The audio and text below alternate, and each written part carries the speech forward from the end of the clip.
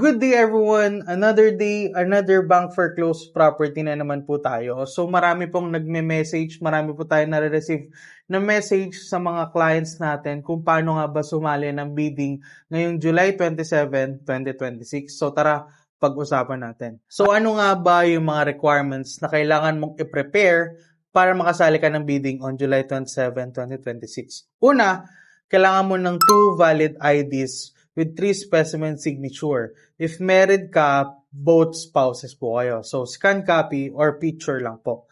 Pangalawa, kailangan mo ng offer to buy forms. Which is, ito naman guys, is provided naman namin.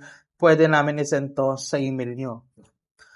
Pangatlo, authority to offer and register. Ito naman po yung forms na yon. Provided din po namin ito sa inyo. And lastly, yung scan copy or picture ng cheque na for reservation, pay to BDO Unibank. Nga pala, for reservation guys, scan copy lang po ito. Hindi nyo po isasubmit sa amin yung pinaka-physical check.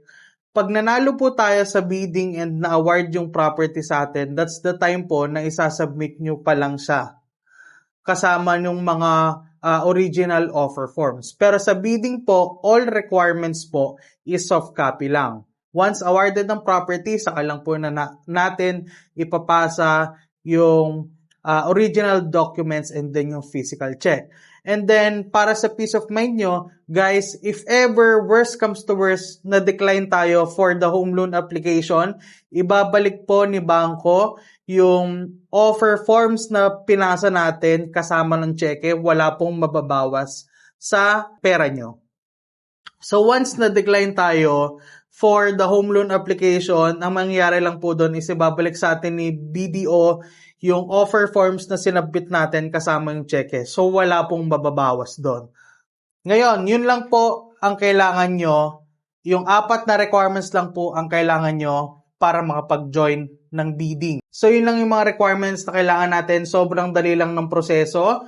Pero guys, nire-recommend namin sa mga client namin na bago kayo mag-join ng bidding is mag-alat kayo ng araw or time para mapuntahan natin yung actual unit and actual location para makita nyo yung actual condition ng property and then yung community dun sa property na ibibid nyo.